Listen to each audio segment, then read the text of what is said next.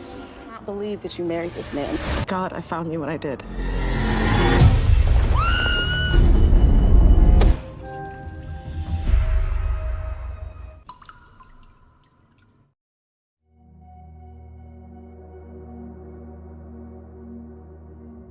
Film dibuka dengan sebuah pesawat yang sedang mengudara.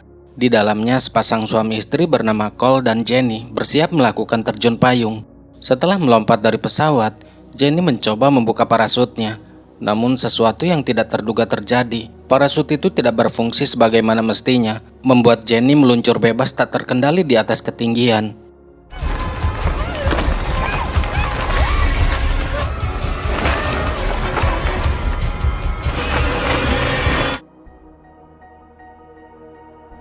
Lalu kita diajak flashback ke 1 tahun sebelumnya. Jenny dikenal sebagai seorang pengusaha sukses yang memiliki salon kecantikan. Dia tinggal bersama adik perempuannya bernama Tess yang bekerja sebagai akuntan. Suatu malam, Jenny bersiap untuk pergi berkencan. Jenny pun bertemu dengan seorang pria bernama Kenny di sebuah bar. Sayangnya kencan itu tidak berjalan sesuai harapan. Cara berbicara Ken membuat Jen merasa tidak nyaman. Hingga akhirnya dia memutuskan mengakhiri pertemuan tersebut secara sopan. Di sini Kenny masih berusaha membujuknya. Dia bilang kita baru saja ngobrol 20 menit dan itu tidak cukup untuk menilai sifat seseorang dari cara dia ngomong. Jen kekeh ingin mengakhiri pertemuan tersebut. Just one more drink. Come on. They judge me based off of 20 minutes. Tiba-tiba seorang pria bernama Cole menyela dan meminta Kenny berhenti memaksa Jenny untuk tetap tinggal. Would you like to leave? Maybe you should mind your business. In 5. Menyadari suasana mulai memanas dan tidak lagi kondusif, Kenny akhirnya memilih mengalah lalu meninggalkan mereka berdua. Setelah itu, Cole meminta maaf atas kejadian tadi. Dari percakapan singkat yang awalnya canggung, keduanya justru merasa nyaman satu sama lain.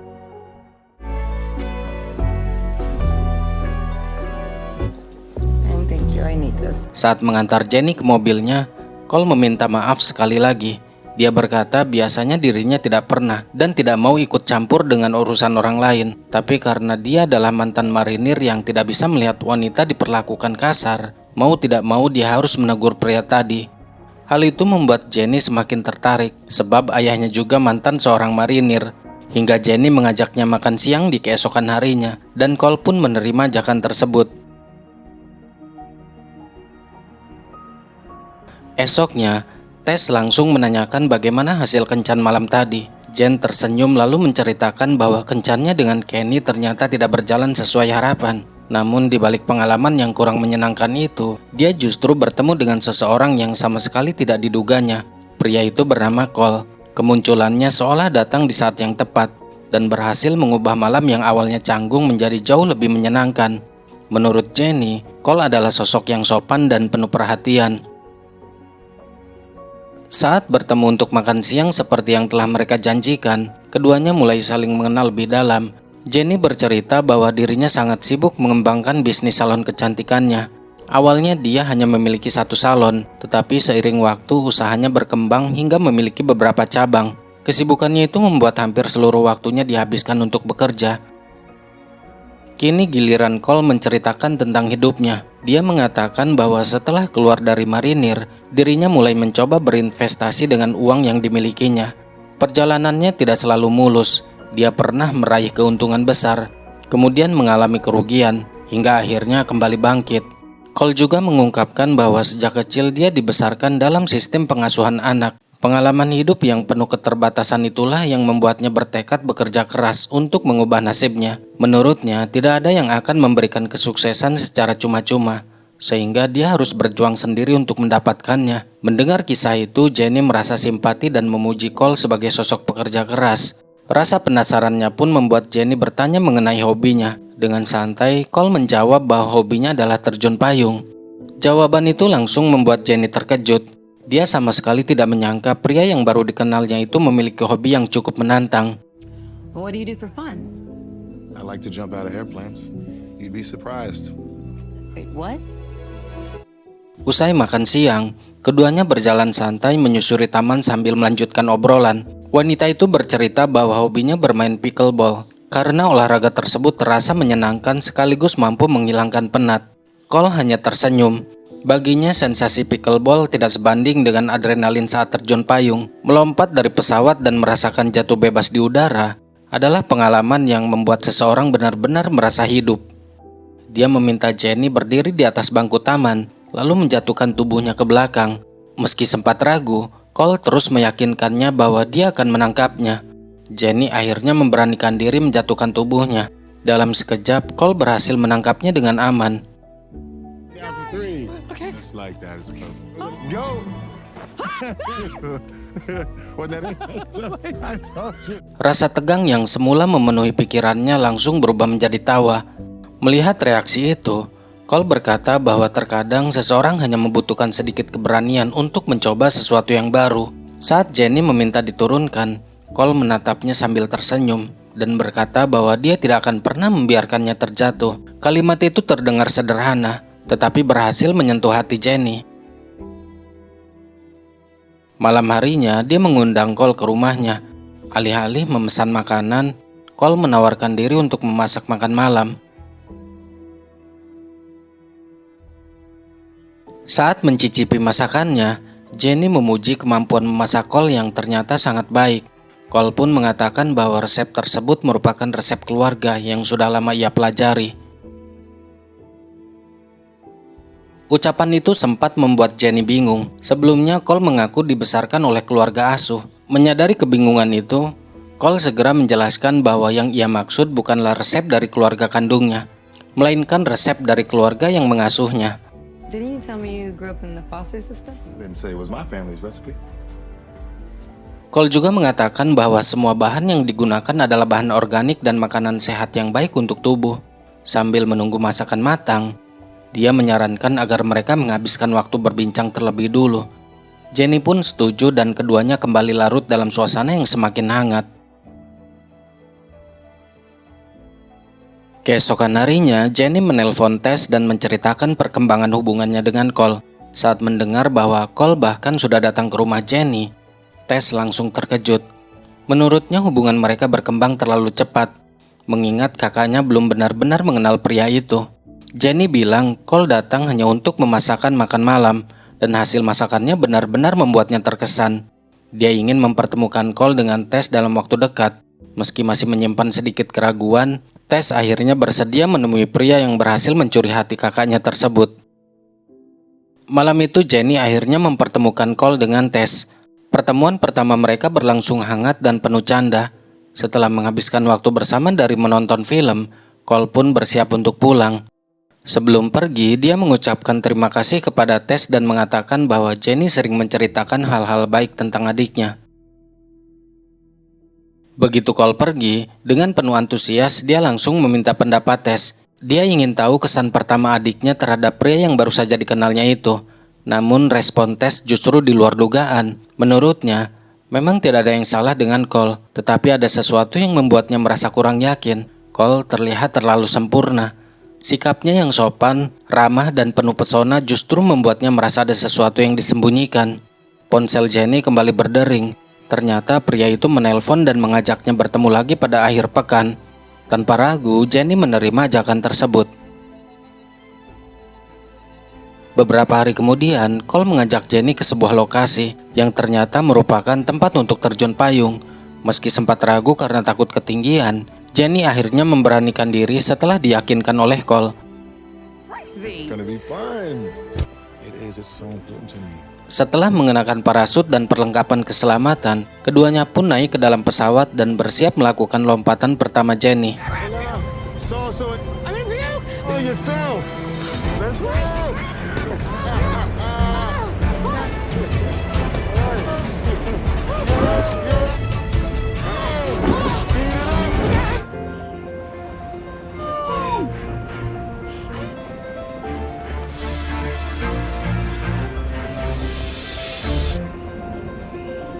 Di luar dugaan, pengalaman itu justru membuat Jenny sangat menikmati sensasi terbang bebas.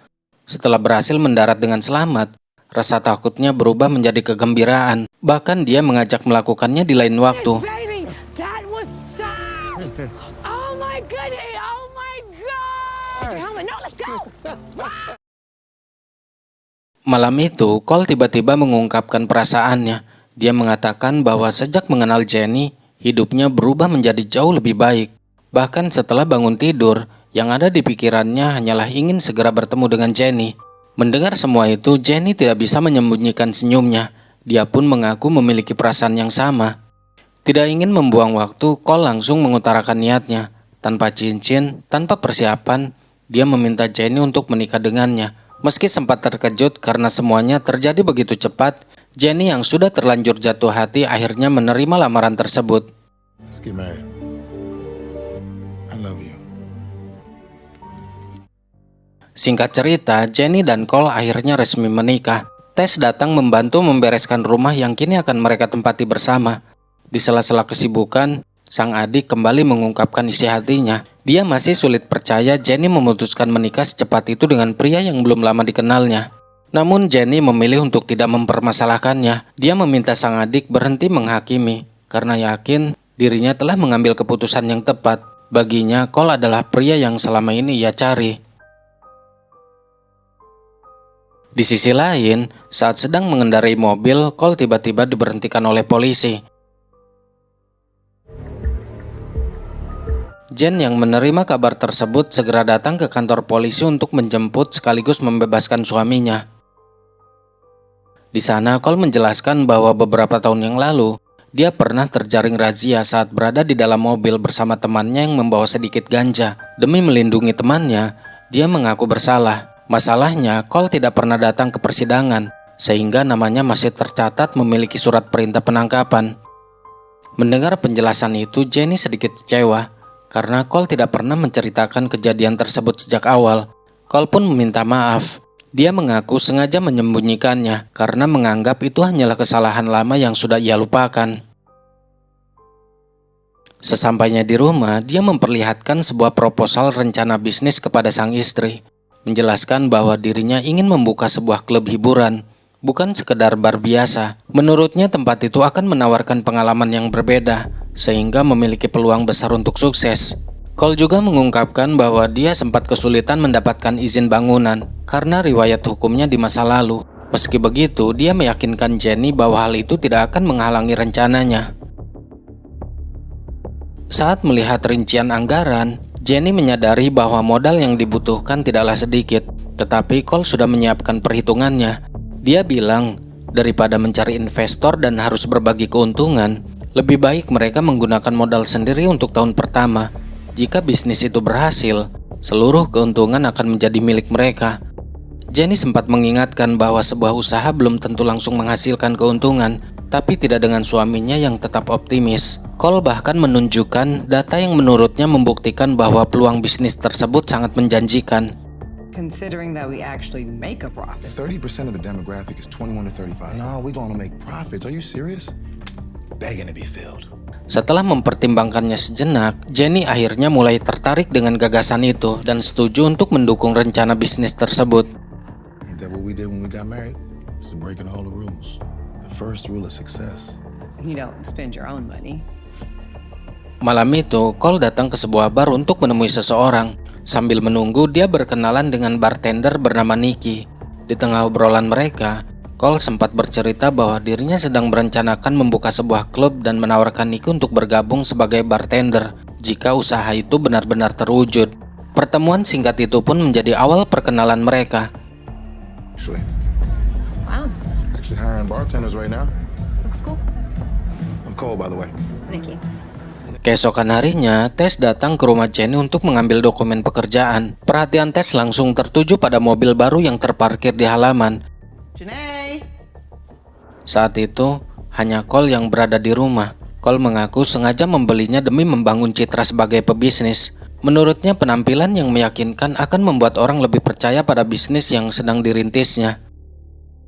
Obrolan mereka kemudian beralih ke rencana pembukaan klub. Sebagai akuntan yang mengurus keuangan Jenny, dia sudah mempelajari proposal bisnis tersebut. Menurutnya rencana itu masih terlalu beresiko, sementara peluang keuntungannya belum benar-benar terlihat. Cole tentu tidak sependapat. Dia mengatakan setiap bisnis memang membutuhkan investasi besar di awal sebelum akhirnya bisa menghasilkan keuntungan. Okay, an account on how business works, do I? Kecurigaan Tess ternyata bukan tanpa alasan. Di balik sikapnya yang selalu terlihat manis di hadapan Jenny, Cole diam-diam menemui Nikki dan mulai menjalin hubungan asmara dengannya. Malam itu, Cole baru pulang setelah menghilang selama berjam-jam. Jenny yang sejak tadi menunggu langsung menanyakan kemana saja suaminya pergi. Dia mengaku sudah berkali-kali menelpon, tetapi tidak satupun panggilannya dijawab. Cole berdalih bahwa ponselnya masih berada di dalam mode senyap setelah meeting dengan seseorang untuk membahas persiapan pembukaan klub. Jenny berusaha memahami alasannya, namun dia juga mulai mempertanyakan kapan rencana bisnis itu benar-benar akan terwujud. Menurutnya selama ini mereka hanya terus membicarakannya tanpa ada perkembangan yang jelas. You know, things got late. I'm sorry, I didn't mean to make what I was doing. I was out with a friend. Okay. A friend? Yeah, you gonna meet him soon? Ucapan itu justru membuat Cole tersinggung. Membangun sebuah klub tidak semudah membuka salon. Ada banyak perizinan dan persiapan yang harus diselesaikan sebelum bisnis itu bisa berjalan. Pembicaraan mereka pun berubah menjadi pertengkaran kecil. Cole merasa Jenny tidak lagi mendukung atau mempercayainya. Sementara Jenny hanya ingin mengetahui apa yang sebenarnya dilakukan suaminya. I don't got enough to juggle as it is. You know what I'm saying? Instead, my wife is giving me nothing but doubt. No, I'm not, Yes. baby. I'm not. But this is what I'm dealing with right now. I'm just asking you. Jenny pun memilih mengalah. Melihat istrinya mulai luluh, Cole pun meminta maaf atas sikapnya yang meledak-ledak. Dia berjanji akan memperkenalkan Jenny kepada rekan bisnisnya keesokan hari, agar dia bisa memahami rencana yang sedang dilakukannya. You free tomorrow? You gonna meet this friend of mine. I apologize. You know what? Right? Okay. Okay. Okay. I'm sorry. Don't keep your phone on mute. Oh, baby, you in the loop. Keesokan harinya, sesuai janji, Cole mengajak seorang pria bernama Sammy menemui Jenny di salon miliknya. Cole memperkenalkan Sam sebagai orang yang sangat berpengalaman di dunia klub malam dan akan menjadi bagian penting dalam rencana bisnis mereka. Sam berkata sejak usia 16 tahun, dirinya sudah bekerja sebagai petugas keamanan di berbagai klub. Meski saat ini belum memiliki pekerjaan tetap, dia mengaku siap bergabung dan membantu mewujudkan proyek tersebut. So where do you work at now? Namun saat Jenny bertanya di mana Sammy bekerja sekarang, pria tersebut menghindari pertanyaan itu dan memberikan jawaban yang samar, membuat Jenny mulai merasa ada yang janggal. Meskipun Cole terus memuji Sammy sebagai orang yang tepat untuk membantu bisnis mereka. It's the one. My boy. Already know. Setelah Sam pergi, Jenny mengutarakan pendapatnya. Menurutnya Sammy bukan orang yang tepat untuk diajak bekerja sama. Dia merasa penampilan Sammy justru memberikan kesan seperti preman dan dikhawatirkan bisa merusak citra bisnis mereka. Cole langsung membantah. Dia menganggap Jenny terlalu cepat menilai seseorang dari penampilannya. Perbedaan pendapat itu pun kembali memicu pertengkaran kecil hingga Cole memilih pergi dengan perasaan kesal. What do y'all know? I know. I got a great idea, and here you go trying to second. You see, there you go again. Well, I'm not second guessing you. Wait, Cole, don't do that. That's not what. Polished NBA who will charge us 30%. Let's see. Cole. Malam harinya, dia kembali menemui Nikki di apartemennya. Di tengah kebersamaan mereka, Nikki mengaku tidak menyukai kenyataan bahwa Cole sudah memiliki istri. Namun, Cole justru menanggapinya dengan santai. Keduanya sepakat melanjutkan dinner di sebuah restoran. Namun sialnya, secara kebetulan Tess juga datang ke restoran yang sama untuk makan malam bersama temannya. Tanpa sengaja, dia memergoki Cole sedang bermesraan dengan wanita lain. Tak ingin kehilangan kesempatan, Tess segera menghampiri dan memotret mereka tepat di hadapan Cole sebagai bukti. What the hell are you doing here? Look at that. Tess, what are you- Tiny little world we live in, huh? Have a nice night. Begitu menerima foto itu, Jenny langsung mengonfrontasi Cole. Namun Cole bersikeras bahwa dirinya tidak berselingkuh. Dia mengklaim Nikki yang lebih dulu menciumnya karena terlalu terbawa suasana setelah mendapat kesempatan bekerja darinya. Sayangnya penjelasan itu sama sekali tidak meyakinkan Jenny. Dia merasa menyesal karena tidak mendengarkan perkataan adiknya dan tergesa-gesa menikah dengan pria yang belum benar-benar dikenalnya. Cole terus berusaha membujuk dan meyakinkan Jenny bahwa pernikahan mereka dibangun atas dasar cinta, tidak seharusnya hancur karena sebuah foto. Tetapi keputusan Jenny sudah bulat. Dia meminta Cole segera mengemasi barang-barangnya dan keluar dari rumah. I'm not doing this. Look at me. And leave my house. Stop! Stop! Janae, you're my wife.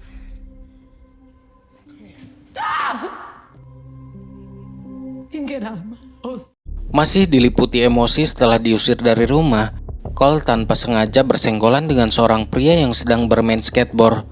Adu mulut pun tak terhindarkan, hingga akhirnya berubah menjadi perkelahian. Dalam luapan amarahnya, Cole memukul pria itu secara brutal menggunakan papan skateboard sebelum akhirnya meninggalkan lokasi. Dia menginap di apartemen Nikki. Nikki dengan senang hati menerimanya, namun Cole mengaku tidak bisa selamanya tinggal di sana. Bagaimanapun juga dia harus membuat Jenny menerimanya kembali. Mendengar hal itu, Nikki merasa heran. Kenapa dia masih mau bertahan? Cole pun mengungkapkan alasan sebenarnya. Dia berkata bahwa proyek pembangunan klub sangat bergantung pada dana istrinya. Jika hubungan mereka benar-benar berakhir, seluruh rencana bisnisnya pun ikut gagal. Saat Nikki menyarankan agar Cole mencari investor lain, Cole justru membentaknya. Sikap itu membuat Nikki kehilangan kesabaran. Dia menyuruh Cole keluar dari apartemennya dan menyindir bahwa selama ini Cole hanya bergantung pada Jenny. Nikki juga mengingatkan bahwa jika sampai diceraikan, Cole tidak akan memiliki apapun. Namun Cole dengan penuh percaya diri mengatakan bahwa Jenny tidak akan pernah menceraikannya.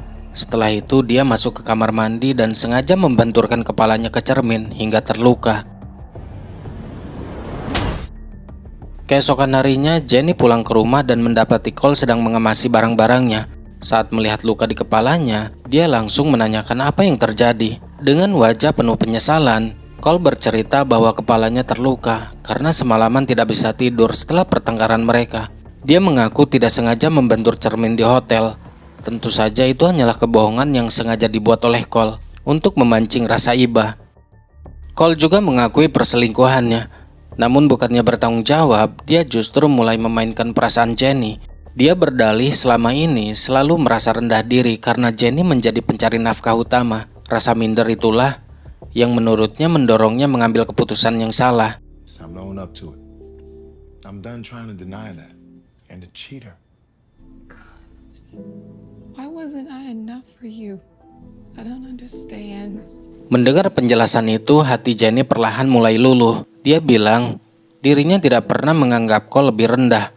Sejak awal, Jenny selalu percaya pada suaminya dan pada masa depan yang ingin mereka bangun bersama. Melihat Jenny mulai goyah, Cole terus memainkan emosinya dengan mengatakan bahwa Jenny adalah wanita paling berharga dalam hidupnya dan dirinya tidak pantas kehilangan sosok sebaik itu.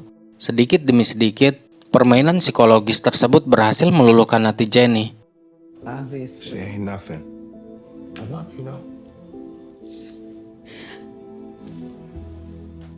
Dia pun menceritakan kepada Tess dan telah memaafkan Cole, serta memutuskan untuk kembali bersamanya. Mendengar hal itu, Tess langsung kecewa. Dia tidak paham dengan cara berpikir Jenny. Kenapa masih mau memaafkan? Padahal jelas-jelas pria itu sudah mengkhianati kepercayaannya. Jenny tetap pada pendiriannya. Cole memang memiliki banyak kekurangan, tetapi baginya kebaikan Cole masih lebih besar daripada kesalahannya. Merasa pendapatnya tidak lagi didengar, Tess memilih mengakhiri pembicaraan. Sebelum pergi, dia hanya memberi satu peringatan. Suatu hari, Cole pasti akan mengulangi perbuatannya lagi. Di hari berikutnya, Cole memasakkan makan malam untuk Jenny sebagai tanda penyesalan. Setelah makan bersama, Jenny pergi berendam di kamar mandi untuk bersantai. Namun, tidak lama kemudian, rasa kantuk menyerangnya hingga ia tertidur di dalam bathtub.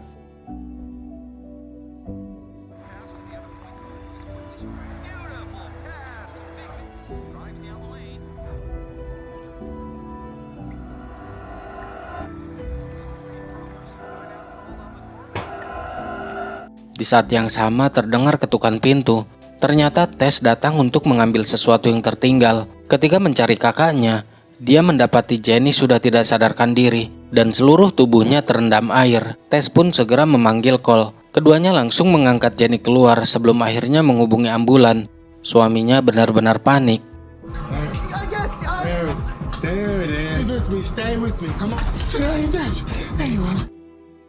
Jenny dilarikan ke rumah sakit. Berkat penanganan yang cepat, nyawanya berhasil diselamatkan. Setelah kondisinya membaik, dia pun diizinkan pulang untuk menjalani masa pemulihan di rumah.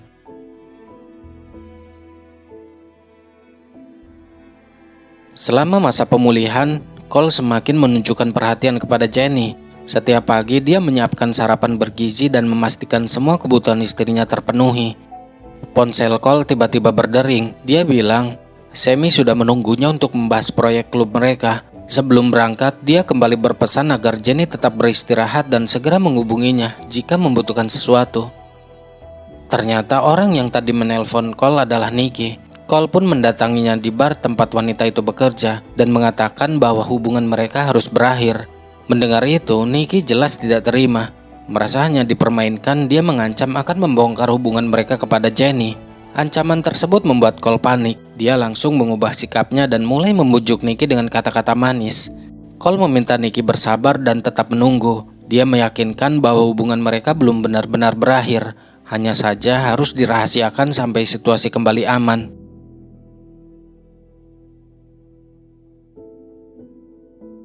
Akhir pekan pun tiba. Sesuai rencana, Jenny dan Cole berangkat bersama rombongan menuju lokasi penerjunan. Setelah semua persiapan selesai, mereka menaiki pesawat yang akan membawa para peserta ke titik lompatan. Begitu aba-aba diberikan, satu persatu peserta mulai melompat ke udara. Let's go.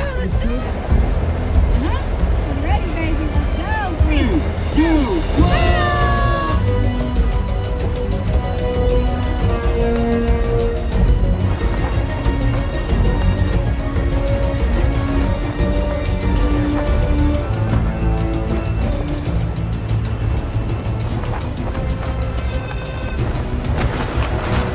Namun saat Jenny menarik tali parasutnya, sesuatu yang mengerikan terjadi. Parasutnya gagal mengembang sebagaimana mestinya.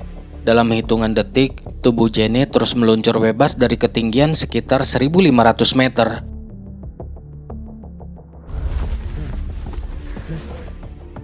Tim penyelamat bersama Cole segera menuju lokasi jatuhnya Jenny. Di luar dugaan, Jenny masih ditemukan dalam keadaan hidup. Meski mengalami luka yang cukup serius, dia segera dibawa ke rumah sakit untuk mendapatkan penanganan medis. I got it. She's alive. Oh my God. Just hang in with that. This is my wife. Back up. Okay. Don't move. How's she doing? Hasil pemeriksaan menunjukkan bahwa Jenny mengalami sejumlah cedera serius, termasuk beberapa patah tulang dan pendarahan yang harus segera ditangani. Dokter menilai Jenny sangat beruntung. Sebagian parasutnya sempat tersangkut di pepohonan, sehingga laju jatuhnya berkurang. Faktor itulah yang diduga menjadi alasan utama nyawa Jenny masih berhasil diselamatkan. Beberapa hari kemudian, kondisi Jenny mulai menunjukkan perkembangan yang baik. Selama menjalani perawatan di rumah sakit, Cole hampir selalu berada di sisinya. Di tengah kebersamaan mereka, ponsel Cole kembali berdering. Nama Nikki beberapa kali muncul melalui pesan dan panggilan masuk. Jenny sempat memperhatikannya, tetapi Cole buru-buru menyembunyikan layar ponselnya dan mengatakan bahwa itu bukan sesuatu yang penting. Would like a double bacon cheese. Just say the word. I'll cook you whatever you need. What's lunch? Saying that. Apparently. Say nothing. Tidak lama setelah itu, Cole berpamitan karena mengaku harus menemui seorang teman. Sebelum pergi, dia berjanji akan kembali sambil membawakan makanan favorit Jenny. Beberapa hari kemudian, kondisi Jenny terus membaik.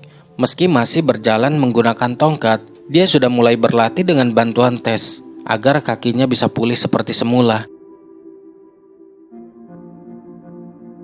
Siang itu, Jenny kedatangan seorang wanita bernama Sherry, perwakilan dari perusahaan penyelenggara terjun payung. Kedatangannya bukan tanpa alasan. Sherry ingin menyampaikan hasil penyelidikan atas insiden yang nyaris merenggut nyawa Jenny. Sherry menjelaskan bahwa kegagalan pada parasut utama sekaligus parasut cadangan merupakan kejadian yang sangat langka, dengan kemungkinan hanya sekitar 1 berbanding 5 juta. Kasus seperti itu bahkan nyaris tidak pernah terdengar. Pihak perusahaan hanya menyediakan pesawat, perlengkapan, dan peralatan terjun payung. Sementara itu, proses pemasangan serta persiapan parasut dilakukan sendiri oleh peserta atau orang yang mendampinginya. Pernyataan tersebut membuat Jenny dan Tess terdiam, terlebih saat Sherry mengatakan bahwa pada hari kejadian, orang yang menyiapkan parasutnya ternyata adalah suaminya sendiri. Temuan itu membuat Jenny mulai diliputi keraguan. Dia pun meminta Cole menjelaskan, apakah benar Cole yang menyiapkan parasut sebelum mereka melompat. Cole tidak mengelak, memang dialah yang memasang parasut tersebut, tapi sudah memeriksanya berulang kali dan yakin semuanya dalam kondisi baik. Menurutnya, jika memang terjadi kesalahan, bisa saja dari pabrik yang membuat parasut. Cole kembali memainkan psikolognya, gimana hancur suaminya saat melihat sang istri hampir kehilangan nyawa. Jika itu benar-benar terjadi, Cole tidak akan pernah memaafkan seumur hidup, sebab kelalaiannya sendiri. Ucapan itu kembali meluluhkan hati Jenny. I mean, sweetheart, I can't believe I made that mistake. Baby, I know. Make that mistake, Janae. Malamnya sebuah kejutan lain muncul. Seusai mandi, ponsel Cole menerima pesan dari Nikki. Yang membuat situasi semakin aneh, Nikki memanggilnya dengan nama Michael, bukan Cole. Merasa terganggu karena terus dihubungi, Cole mendatangi apartemen Nikki malam itu juga. Di sanalah sebuah rahasia besar akhirnya terungkap. Nama aslinya ternyata adalah Michael Simpkins, dan selama ini dia hidup menggunakan identitas palsu. Tidak hanya itu, Nikki juga menemukan bahwa Michael pernah dipenjara karena kasus percobaan pembunuhan. Dia memperingatkan Cole bahwa cepat atau lambat Jenny pasti akan mengetahui seluruh kebenaran. Menurutnya, jika itu terjadi, pernikahan mereka tidak mungkin bisa dipertahankan. Your real name is Michael Simpkins, or it was. Back when I was gonna be your employee. Menyadari rahasia telah terbongkar, Cole tidak menunjukkan kepanikan. Seperti biasanya, dia justru memainkan kata-kata manis dan bersikap penuh kasih sayang, sehingga Nikki kembali lengah. Saat sedang menggendong Nikki di balkon apartemen, Cole tiba-tiba melemparkannya dari lantai 3. Nikki tewas seketika. Setelah memastikan tidak ada barang yang tertinggal, Cole pun meninggalkan apartemen dengan kondisi berantakan. Setelah berhasil melacak nomor ponsel orang terakhir yang dihubungi Nikki sebelum meninggal, seorang detektif mendatangi rumah Jenny untuk meminta keterangan. Di hadapan mereka, detektif mengungkapkan bahwa Nikki ditemukan tewas di lorong belakang apartemennya. Polisi menduga dia terjatuh atau sengaja dijatuhkan dari balkon. Sementara kondisi apartemennya yang berantakan membuat penyidik masih membuka semua kemungkinan.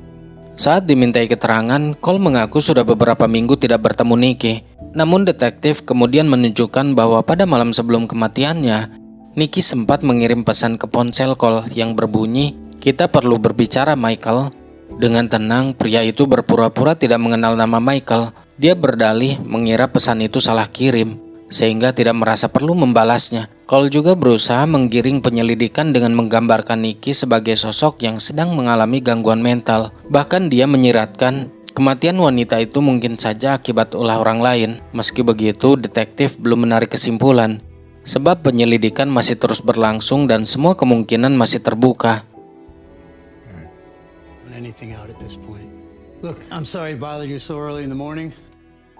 Berbagai kejanggalan yang mulai terungkap membuat Jenny kembali mengingat kejadian saat dirinya ditemukan tak sadarkan diri di dalam bathtub. Dia ingat sebelum berendam malam itu, dia sempat makan dan minum bersama Cole. Rasa curiga yang semakin besar akhirnya mendorong Jenny untuk memeriksa kembali hasil pemeriksaan medis dari rumah sakit. Dia berharap ada sesuatu yang bisa menjelaskan apa yang sebenarnya terjadi malam itu. Betapa terkejutnya Jenny ketika mengetahui bahwa di dalam tubuhnya ditemukan kandungan obat yang biasa digunakan untuk mengatasi alergi, namun juga dapat menyebabkan kantuk. Padahal dia sama sekali tidak pernah mengkonsumsi obat tersebut.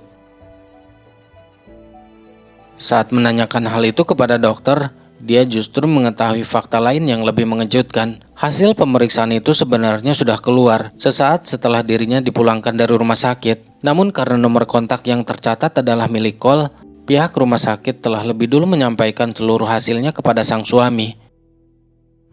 I spoke to your husband. Mrs. Mitchell, is everything okay? Jenny pun segera menceritakan temuannya kepada Tess. Awalnya mereka hanya mencoba mencari penjelasan dari hasil pemeriksaan medis tersebut. Namun saat mengingat kembali semua kejadian yang hampir merenggut nyawa Jenny, keduanya mulai menemukan banyak kejanggalan. Mereka menyadari bahwa insiden di bathtub, kecelakaan parasut dengan kemungkinan hanya 1 berbanding 5 juta, hingga kematian Nicky memiliki pola yang saling berkaitan. Tanpa membuang waktu, Jenny kemudian membawa bukti tambahan kepada detektif. Dia menunjukkan catatan pembelian dari apotik yang dilakukan Cole hanya 2 hari sebelum dirinya ditemukan tak sadarkan diri di dalam bathtub. Dari catatan tersebut, terlihat Cole membeli obat alergi dalam jumlah besar. Jenny menyadari bahwa obat itu memiliki kandungan yang sama dengan zat yang ditemukan di dalam tubuhnya saat pemeriksaan medis. Detektif mengaku temuan itu sangat mencurigakan, tetapi menurutnya bukti tersebut masih belum cukup untuk menangkap Cole. Membeli obat saja belum bisa membuktikan bahwa seseorang berniat mencelakakan orang lain. Jenny juga kembali menyinggung insiden parasut yang hampir merenggut nyawanya. Namun sang detektif menjelaskan bahwa mereka masih harus menghubungkan semua kejadian dengan bukti yang lebih kuat. Untuk sementara, Jenny diminta tetap bersikap normal dan jangan sampai membuat Cole curiga. Don't make him mad. Setelah pulang ke rumah, Jenny bersiap menghadiri sesi terapi fisik. Tidak lama kemudian, Cole tiba dan menawarkan diri untuk mengantarkannya. I am. Come on. Call the car in it. We'll cancel it. Di tengah perjalanan, Jenny menerima panggilan video dari Tess. Sekilas percakapan mereka tampak biasa saja, padahal keduanya sedang menjalankan rencana yang telah disusun tanpa sepengetahuan Cole. Namun alih-alih menuju tempat terapi, Cole justru membawa Jenny ke sebuah bangunan kosong yang dulu ingin dijadikan lokasi klub impiannya. Di sana dia kembali berbicara tentang rencana bisnisnya seolah tidak pernah terjadi apapun. Suasana mendadak berubah ketika Jenny menanyakan alasan Cole membeli obat yang kandungannya sama dengan zat yang ditemukan di dalam tubuhnya.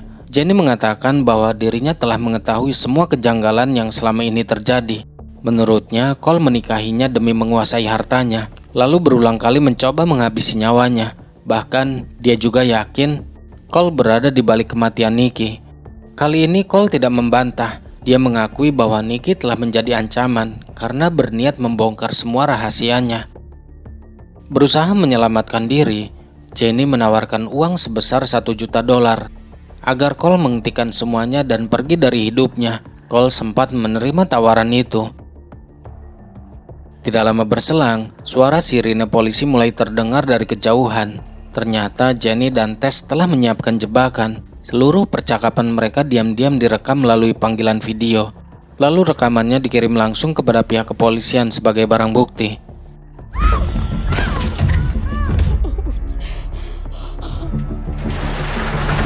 Menyadari dirinya telah dijebak, Cole panik. Dia memaksa Jenny masuk kembali ke dalam gedung.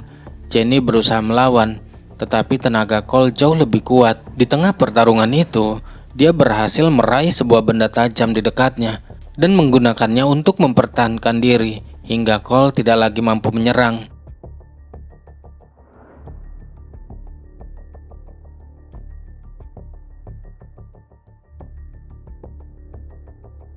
Beberapa saat kemudian, detektif bersama tim kepolisian dan Tess berhasil masuk ke dalam gedung. Jenny akhirnya berhasil diselamatkan, sementara Cole diamankan untuk mempertanggungjawabkan seluruh perbuatannya.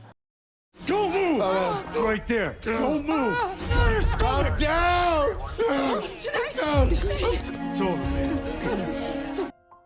Sekilas film ini terdengar seperti cerita yang terlalu mustahil untuk dipercaya. Namun siapa sangka kisahnya justru diangkat dari peristiwa nyata yang sempat menggemparkan Inggris pada tahun 2005. Victoria Cilliers benar-benar mengalami sabotase parasut saat melakukan terjun payung dan secara ajaib berhasil selamat.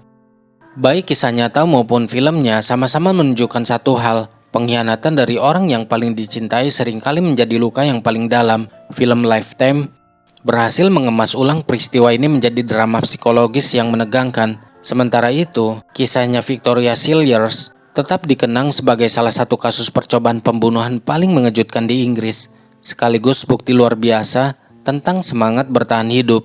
Di film maupun kisah aslinya, motif dibalik semua peristiwa ini pada dasarnya sama, keserakahan. Di dunia nyata, Emil Cilliers terdorong oleh masalah keuangan dan hubungan gelapnya. Sementara dalam filmnya, Cole digambarkan sebagai pria yang rela melakukan apa saja demi menguasai harta istrinya dan memastikan semua rahasia tetap tersembunyi. Kedua kisah ini menjadi pengingat bahwa ketika keserakahan dan obsesi mengambil alih, orang yang paling kita percaya justru bisa berubah menjadi ancaman yang paling mematikan. Dalam kasus aslinya, Emil Silliers dijatuhi hukuman penjara seumur hidup, namun berdasarkan keputusan pengadilan, dia baru dapat pengajuan pembebasan bersyarat setelah menjalani masa hukuman minimal 18 tahun atau paling cepat pada tahun 2036. Belajar dari film ini, mencintai seseorang dengan tulus adalah kebaikan, tetapi membutakan logika demi cinta adalah sebuah ancaman bagi diri sendiri. Sebab, kemandirian finansial dan mental seorang wanita bukanlah bentuk kesombongan, melainkan perisai terbaik saat badai pengkhianatan datang.